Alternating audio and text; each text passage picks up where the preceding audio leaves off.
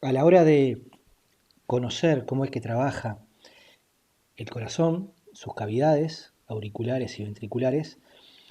una de las formas de analizar es tratando de entender las curvas de presión, de volumen, que por vez primera integró en un único gráfico conceptual Carl Vickers y conocidas por tanto con su apellido, curvas de Vickers. Estas curvas, que las van a encontrar en todos los libros, este es un ejemplo, este es otro ejemplo, grafican en función del tiempo, en las X, diferentes variables a nivel de las ordenadas o de las Y. Entonces vamos a tratar ahora de comenzar el estudio de estas curvas por, de alguna manera, una forma de sistematización que existe, digamos, en la comunidad biomédica. Las curvas se empiezan a describir en la última fase de la porción diastólica, pero eso es algo absolutamente antojadizo, pero de alguna manera se ha ido cumpliendo esa forma de explicación a lo largo del tiempo. Entonces comencemos a tratar de conocer cómo trabaja la bomba cardíaca a partir de estas curvas y para eso vamos a comenzar con esta curva roja, que es la curva de presión ventricular, en este caso a izquierda, pero en términos generales también se podría cumplir para el lado derecho, es decir, para el ventrículo derecho.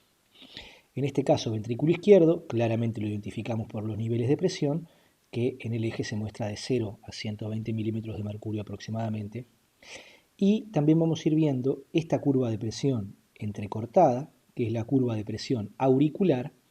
y esta curva de presión entrecortada, que es la curva de presión arterial, en este caso, por estar pegada al ventrículo izquierdo, la curva de presión aórtica. Entonces comencemos a ver estas curvas y a tratar de ir identificando los fenómenos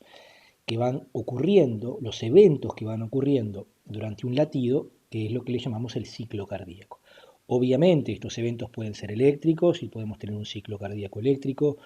eventos de la dinámica de la sangre, sería un ciclo hemodinámico, unos eventos mecánicos, sería un ciclo biomecánico, pero en general lo vamos a explicar como ciclo cardíaco refiriéndonos a los procesos, digamos, de cambios de presión y de volumen que existen en las cámaras. Entonces comencemos.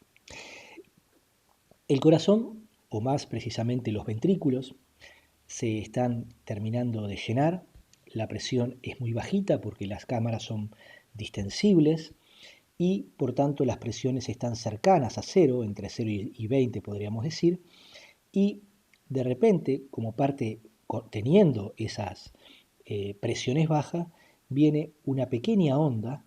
que es prácticamente idéntica a nivel de la curva de las aurículas y ventrículo, producto de la contracción auricular o patada auricular. Esta contracción auricular o patada auricular es la última parte del llenado ventricular y por eso esta contracción a nivel de la curva de volumen ventricular venía el volumen elevado porque se estaba terminando de llenar y viene un nuevo chorro de sangre final producto de la contracción de la aurícula que termina de llenar a los ventrículos. En esta última fase de la diástole, la última fase del llenado, las curvas de aurícula y ventrículo van prácticamente unidas o juntas, obviamente por razones del gráfico para que se puedan identificar, están levemente separadas esas curvas, pero son prácticamente idénticas en los valores de presión que manejan, porque al estar la válvula aurículo-ventricular abierta, entonces la sangre es como estar en una única cavidad. Y en una única cavidad las diferencias de presiones son mínimas, viene la contracción auricular y por tanto, por más que se comprime la aurícula, también le produce un aumento de presión al lado ventricular. Finalizada la contracción, finalizado este último cambio de volumen, el ventrículo entonces ya está completamente lleno, la válvula aurículo-ventricular se cierra y ahí sí, al cerrarse, se divorcia lo que es la aurícula del ventrículo, el ventrículo comienza a contraerse muy fuertemente, aumentando enormemente y muy rápidamente la presión, como que si fuera realmente una olla a presión que tiene cerradas sus dos extremos valvulares y solamente puede apretar lo que está dentro y hacerle aumentar la presión que es la sangre. El ventrículo eleva enormemente la presión y la va a elevar hasta que alcanza la presión que hay en la aorta. Presión que del ciclo anterior venía elevada, pero a su vez bajando gradualmente. ¿Y en función de qué bajaba la presión en la aorta? Bajaba porque, si bien la aorta había sido presurizada, la sangre en ella continuaba fluyendo hacia las pequeñas arterias, arteriolas y microcirculación, y por tanto había una pérdida gradual de sangre que le hacía caer la presión. Pero en este punto, donde la presión ventricular aumenta y se encuentra con la presión aórtica que viene bajando, y apenas la presión ventricular supera levemente a la de la aorta, va a abrirse la válvula aórtica, a unirse las cavidades ventrículo y arteria y a comenzar a trabajar como un sistema unido en el cual comienza la eyección y la presión en ambas cámaras, por estar unidas, comienza a subir rápidamente. Este periodo, este ascenso, donde ambas válvulas están cerradas, se llama contracción isovolumétrica. ¿Por qué? Porque el volumen de sangre en el interior de la cavidad ventricular no cambia. ¿Qué ocurre durante ese periodo en la presión auricular? Lo que ocurre es que la propia compresión de la cámara ventricular hace ascender a las valvas auriculoventriculares que comprimen a la sangre auricular que,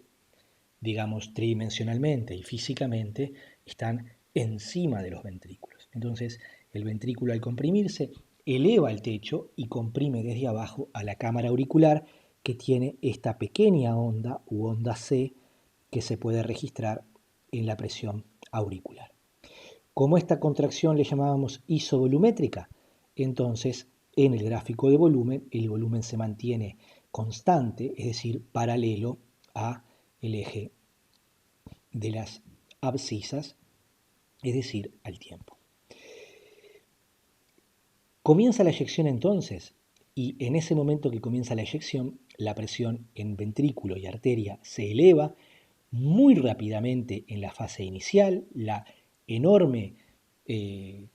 mayoría de la sangre sale en los primeros milisegundos, casi un 80% de la salida sanguínea es en los primeros milisegundos, la presión aumenta en ambas cámaras en simultáneo, aquí la contracción le gana a la salida de sangre, uno podría decir, al estar perdiendo sangre el ventrículo por estar sacándola hacia la arteria, la presión en el ventrículo debería caer, pero no, porque es tanta la contracción que hay que a pesar de estar perdiendo sangre, la contracción hace que la presión se eleve. Sube la presión en ambas, llegan a un nivel de presión máxima y luego la presión comienza a caer.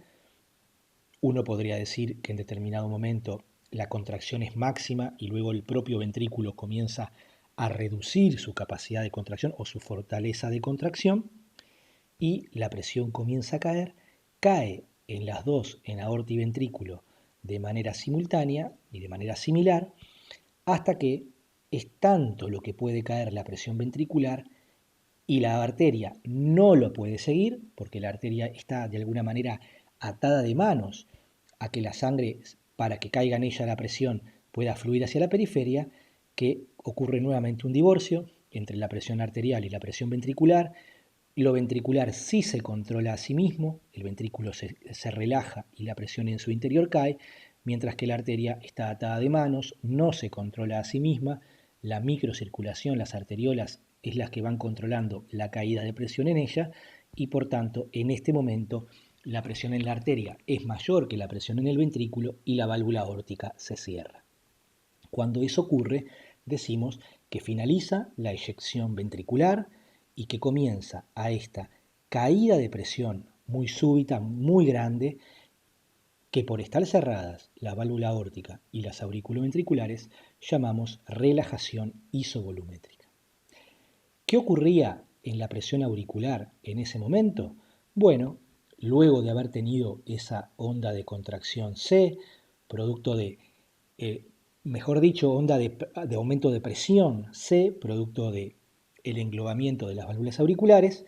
durante la eyección pasa exactamente lo opuesto, la presión cae, porque durante la eyección las válvulas auriculoventriculares tienden a a desplazarse, no a abrirse, pero a desplazarse hacia la cámara ventricular, favoreciendo que la presión caiga un poco adentro de las aurículas, por aumentarles un poquito la cavidad, para luego, como el retorno venoso continúa llegando, porque no hay válvulas entre venas y aurículas, la presión comenzará a subir lentamente producto de la propia sangre que vuelve a las cámaras auriculares. Durante la eyección, obviamente, el volumen de sangre ventricular cae enormemente y, como les decía, la pendiente de esta caída o la velocidad de caída es muy grande al principio y se va enlenteciendo prácticamente al final. Durante la relajación isovolumétrica, por estar las válvulas cerradas, aórtica y ventrículo arterial y ventrículo auricular, obviamente el volumen permanece constante. Es decir, que realmente es una relajación y además es isovolumétrica. ¿Hasta cuándo cae la presión en el ventrículo? Hasta que iguala a la presión auricular. Y en determinado momento la presión ventricular cae por debajo de la auricular y en ese momento se abren las válvulas aurículo-ventriculares. En ese momento rápidamente cae la sangre adentro del ventrículo, la aurícula está arriba, el ventrículo está abajo, se abre la válvula, la sangre que se vino acumulando en las aurículas, que el nombre de aurícula viene de atrio, el atrio es donde se recibía en las iglesias, en el atrio es donde se viene acumulando la sangre que viene retornando por las venas, se viene acumulando en las aurículas y al abrirse esta válvula cae la sangre almacenada en el ventrículo produciendo este gran incremento de volumen o de llenado rápido. Esta es la primera etapa del llenado ventricular, un 80% de la sangre que ingresa en el ventrículo ingresa rápidamente apenas se abren las válvulas. Producto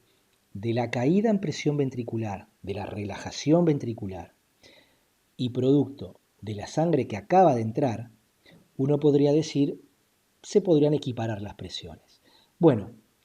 tal es así que aquí puede variar de un latido al otro. En general, por más que comienza a llenarse el ventrículo, igual continúa cayendo un poco la presión ventricular porque es más la capacidad de relajarse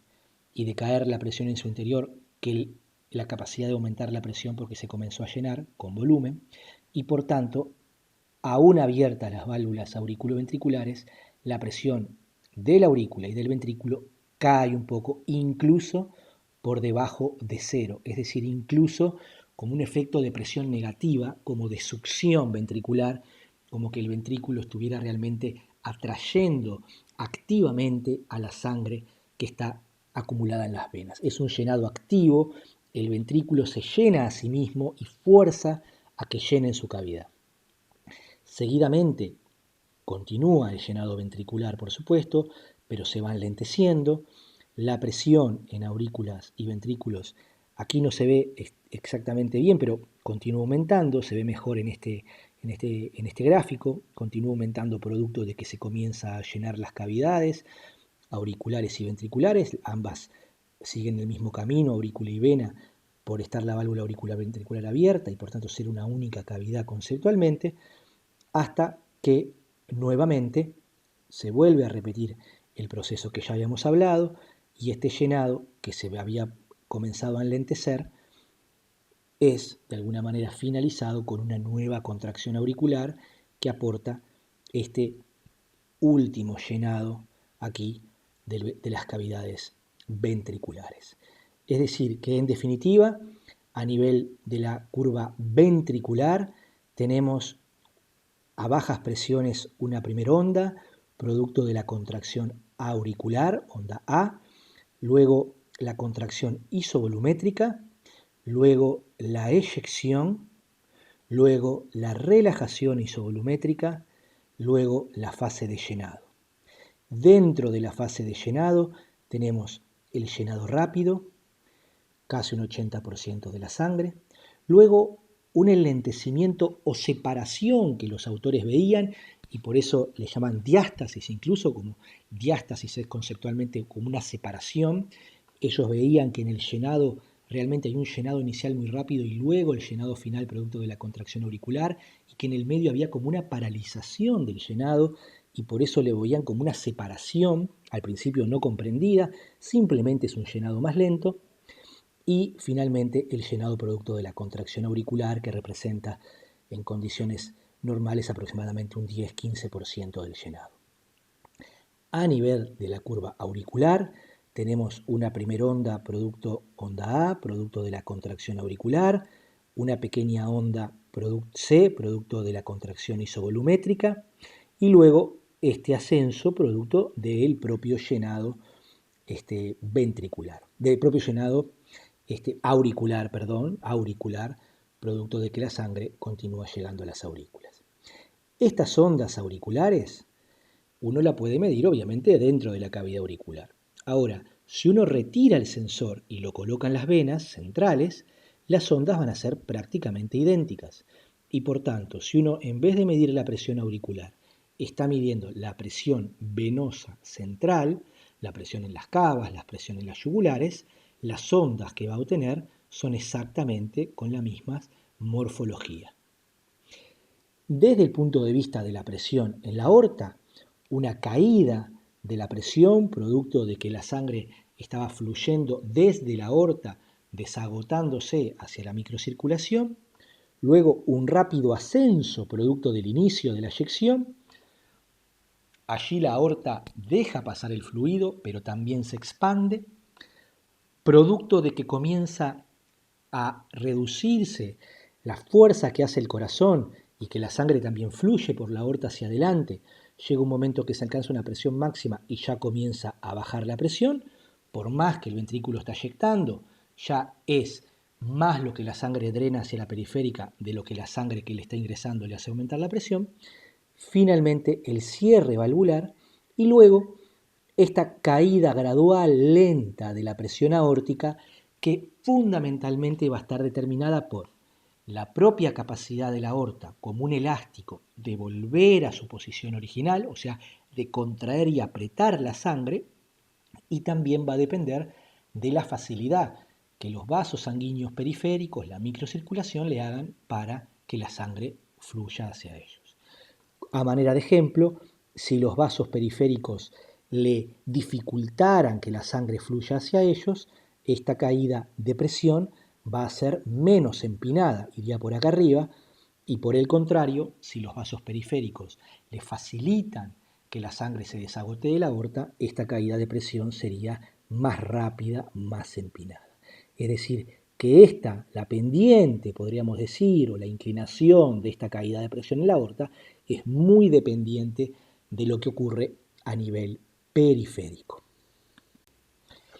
Bien, algo que importa destacar es el concepto de sístole y de diástole.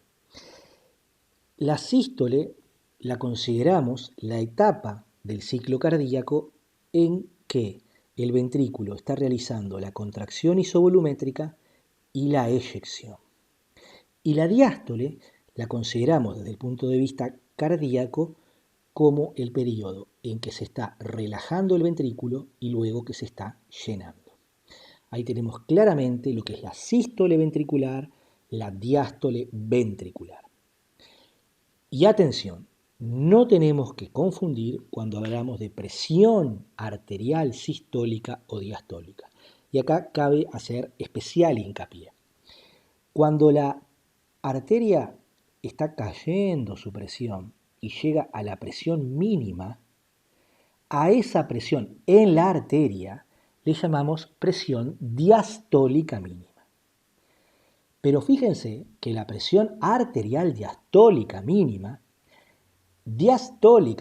está ocurriendo durante la fase sistólica ventricular. Es decir, que la presión diastólica arterial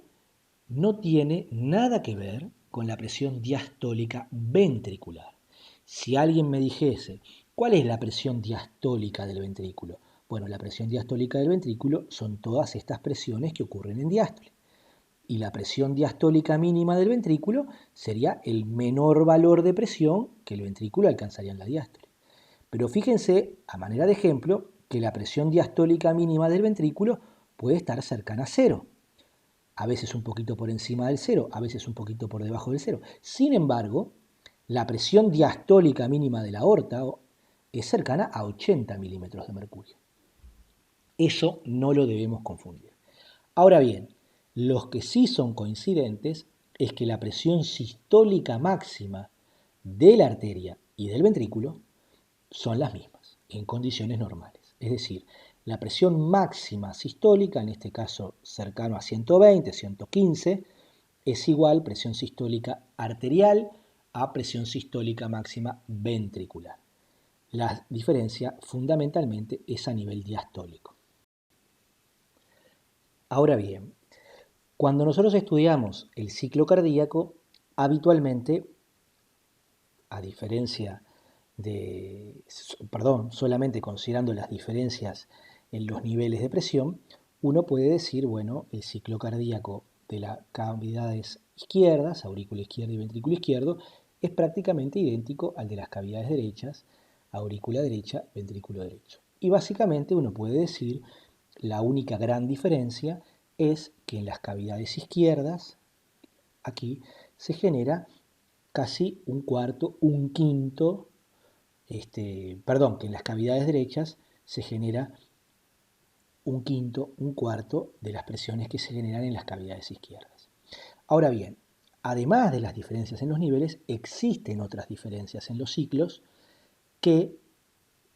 también podrían variar en función de los niveles de presión que se manejen, pero que gráficamente lo que nos interesa destacar son las diferencias en temporalidad.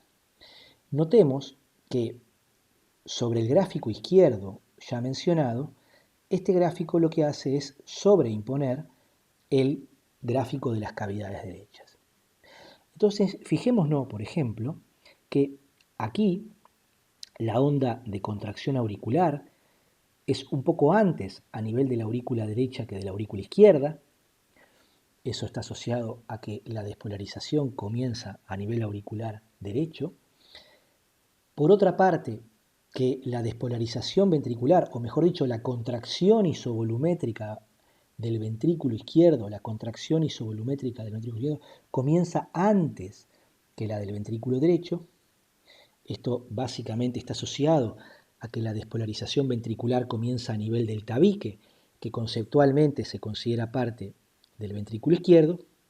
y sin embargo, a pesar de que la contracción isovolumétrica y por tanto la sístole ventricular comienza antes a nivel izquierdo,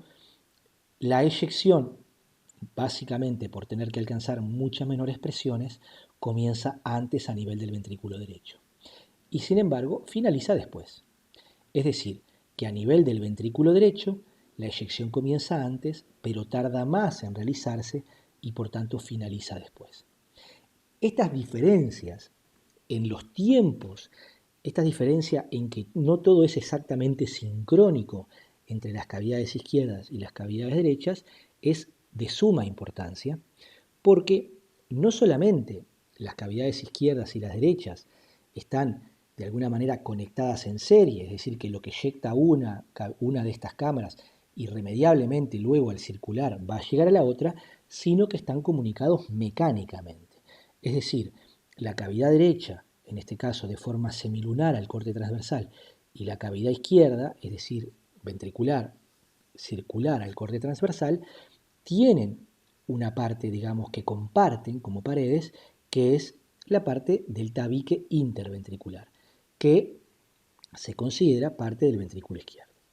Las cámaras izquierdas, básicamente, al comenzar la contracción isovolumétrica primero, y a comenzar esta por la parte del tabique interventricular, lo que facilitan es que el ventrículo izquierdo ya comenzó a contraerse y rigidifica la porción del tabique y luego el ventrículo derecho, a manera como de lampazo, lo que hace para eyectar es simplemente aproximar esa media luna a la pared ya endurecida, ya contraída del ventrículo izquierdo. Es decir, que en condiciones de presiones arteriales y ventriculares normales, el ventrículo derecho de alguna manera se sirve del ventrículo izquierdo utilizando que el tabique, el ventrículo izquierdo, lo va a endurecer y la pared libre del ventrículo derecho, la pared esta de la media luna, lo que va a hacer es acercarse a manera de lampazo, haciendo mover grandes cantidades de volumen, haciéndolas, podríamos decir, rebotar contra la pared, contra el tabique, para que pueda avanzar. Es decir, que estas diferencias temporales en los que se suceden las fases son de alguna manera necesarias para el adecuado funcionamiento. No nos vamos a meter en eso, pero esto se puede alterar muchísimo en situaciones donde haya una falta de sincronía o donde haya, por ejemplo, una situación en que el tabique interventricular tenga alguna anomalía.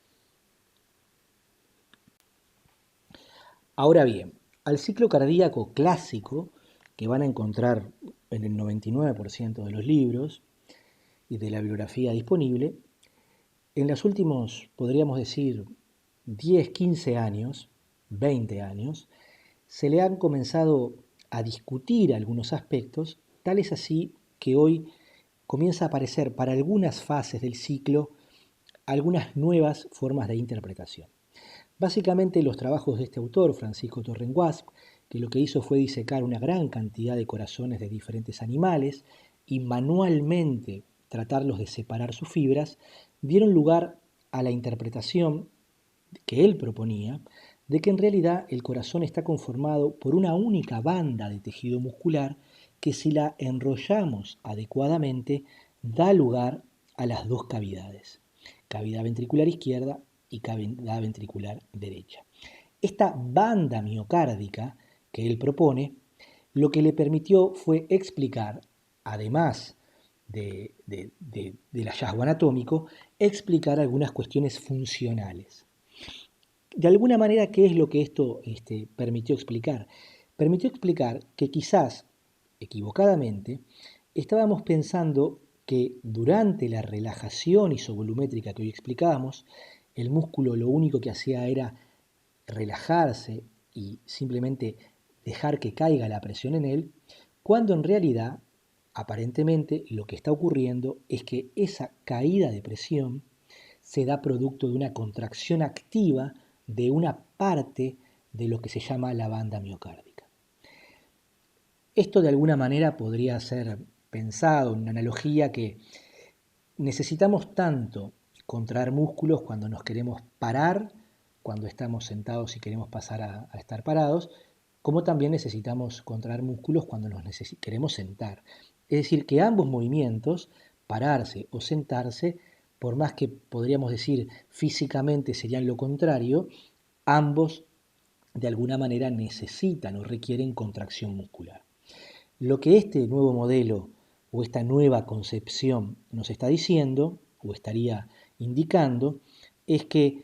es verdad que existiría en la contracción isovolumétrica contracción muscular activa, que también existiría contracción activa durante la primera fase de eyección, pero que en la segunda fase de eyección y toda la relajación isovolumétrica clásica, lo que también habría sería contracción. Y que esta contracción es rápida, es intensa, y lo que permite es rápidamente al corazón, al ventrículo, volver a su posición de origen, y esto es lo que se hace generar como una bomba de vacío, que lo que hace es succionar la sangre que se encuentra en aurículas y venas. Por eso, a la concepción clásica, que teníamos contracción isovolumétrica, eyección rápida y eyección lenta, sigue habiendo en esta concepción lo que sería un fenómeno de compresión y de eyección, y a lo que sería la concepción clásica de la relajación isovolumétrica y llenado rápido, lo que acá habría sería un fenómeno de descompresión, pero activo. Fíjense que aquí hay contracción ventricular, a diferencia de aquí que ya se le llamaba reposo, una descompresión, que sería la relajación isovolumétrica clásica, activa con contracción, y la primera fase del llenado rápido también sería con contracción activa o sería un fenómeno de succión. Lo que estos autores o que este autor propuso es que estas fases de contracción, eyección y relajación activa lo que hacen es generar movimientos en sentido opuesto de rotación de la base cardíaca, de rotación del ápex, como que fuese de alguna manera un trapo de piso que se va girando en sentido opuesto y va generando lo que es la eyección, y luego al descomprimirse, al volver a la posición de origen rápidamente, queda como que fuera al torcer una esponja vacía, ávida de ser llenado de líquido, lo que aporta a que el llenado rápido venga hacia las cavidades ventriculares. Este fenómeno de rotación de la base en un sentido, de rotación del ápex en el otro, y que por tanto al rotar en sentidos opuestos generan lo conocido como torsión ventricular y distorsión ventricular, ya puede evaluarse clínicamente y por tanto no solamente se evalúa durante la contracción el acercamiento de la base al ápex o lo que es el acortamiento circunferencial, sino que ya comienza a evaluarse clínicamente lo que es el proceso de rotación y torsión. Es más, aún se discute, pero para muchos el principal mecanismo por lo que el ventrículo logra eyectar lo que finalmente termina eyectando.